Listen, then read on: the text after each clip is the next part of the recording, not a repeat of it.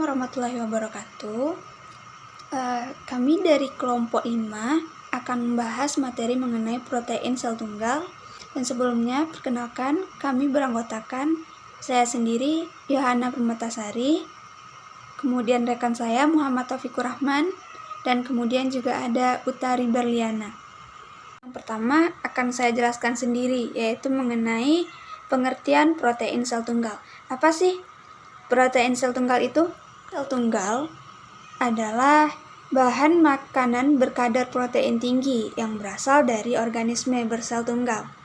Protein sel tunggal ini juga sering disingkat dengan nama PST, yang merupakan sel kering atau biomasa mikroorganisme seperti khamir, bakteri, dan ganggang yang dapat digunakan sebagai sumber protein untuk pangan ataupun pakan. PST ini merupakan salah satu alternatif untuk pemenuhan kebutuhan protein di masa depan, karena selain mengandung protein tertentu, juga mengandung karbohidrat, lemak, vitamin, mineral, dan nutrien lain yang dibutuhkan oleh manusia. Organisme yang dibiakkan untuk protein sel tunggal itu ada alga chlorella, ada spirulina, ada Ctenidesmus dari khamir, ada Candida utilis dari kapang berfilamen, kemudian ada Fusarium, dan ada juga Gramineaum dari maupun bakteri. Nah, untuk lebih jelasnya akan kita lanjut pada slide berikutnya. Nah, bagaimana sih perkembangan produksi protein sel tunggal ini? Apakah sudah ada semenjak tahun sebelumnya atau baru dikembangkan semenjak tahun-tahun ini? Nah, ternyata produksi protein sel tunggal ini sudah ada semenjak tahun dahulu kala. Nah, mengkonsumsi mikrobia sebagai bagian makanan manusia bukan peristiwa yang baru. Sudah ada semenjak zaman purba. Penduduk telah memakannya dalam bentuk lain, misalnya seperti sel ragi yang merupakan komponen dalam adonan roti, bakteri asam laktat terkandung dalam keju, dan susu yang difermentasikan seperti yogurt.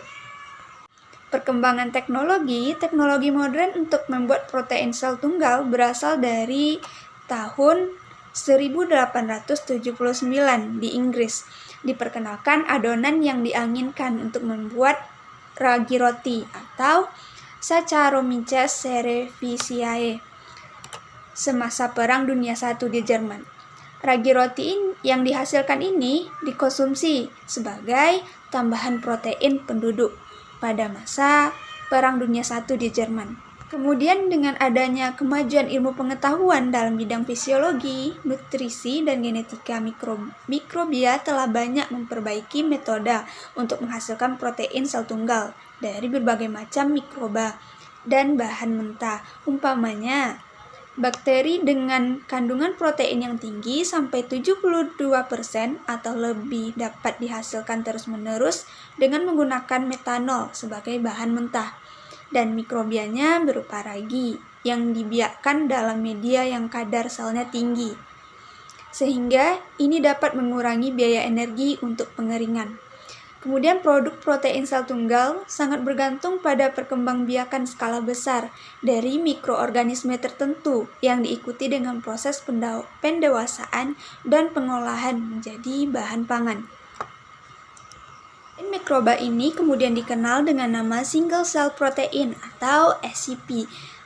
Menurut Tannenbaum, protein sel tunggal adalah istilah yang digunakan untuk protein kasar atau murni yang berasal dari mikroorganisme seperti bakteri, khamir, kapang, ganggang, dan protozoa. Sebenarnya ada dua istilah yang digunakan untuk produk mikrobia ini, yaitu ada PST dan mikroba biomasa produk atau yang sering disingkat dengan MBP atau BPM, yaitu produk biomasa mikrobial. Nah, bila mikrobia yang digunakan tetap berada dan bercampur dengan massa substratnya, maka seluruhnya dinamakan BPM. Nah, bila mikrobianya dipisahkan dari substratnya, maka hasil panennya merupakan PST. Masuk kepada substrat dan mikrobial untuk protein sel tunggal. Nah, apa sih itu substrat? Substrat adalah permukaan di mana sebuah organisme seperti tumbuhan, fungi, dan hewan hidup. Kemudian, apa sih itu mikroba? Mikroba adalah organisme yang berukuran sangat kecil sehingga untuk mengamatinya diperlukan bantuan alat. Dalam pemilihan substrat itu ada beberapa hal yang harus kita pertimbangkan. Seperti kandungan nutrisi yang dibutuhkan oleh mikroorganisme, jumlah substrat secara kuantitatif dan kontinu, kemudian ketersediaannya serta harga dari substrat itu tersendiri.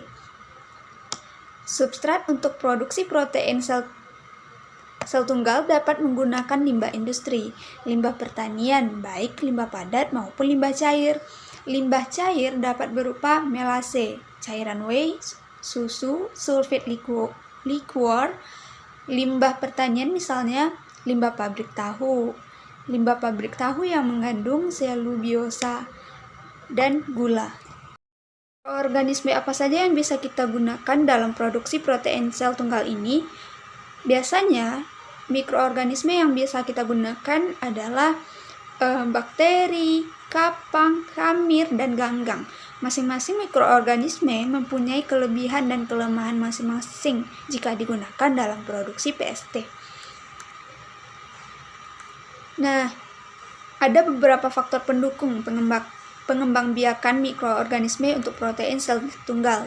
Yang pertama, laju pertumbuhan sangat cepat jika dibandingkan dengan sel tanaman atau sel hewan.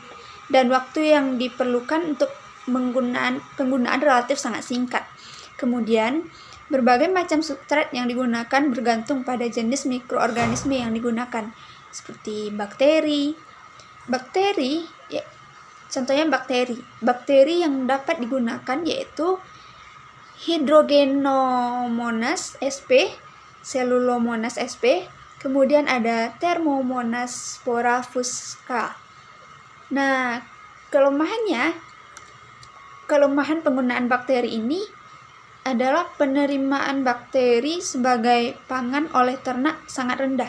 Kemudian ukuran sel bakteri sangat kecil sehingga sukar untuk dipanen. Kemudian ada kandungan asam nukleat bakteri ini lebih tinggi dibandingkan mikroorganisme yang lain. Selain memiliki kelemahan, tentu penggunaan bakteri ini juga memiliki keuntungan atau kelebihan. Apa sih kelebihannya? Kelebihannya, bakteri ini dapat tumbuh pada berbagai macam substrat. Kemudian bakteri memiliki waktu regenerasi yang cepat, dan kandungan protein kasar pada bakteri lebih tinggi dibandingkan mikroorganisme yang lain. Ganggang dalam produksi protein sel tunggal, yaitu ganggang yang bisa digunakan ada Sphenodesmus acutus, kemudian ada Spirulina maxima. Nah, dalam penggunaan ganggang ini tentu juga memiliki kelemahan dan kelebihannya.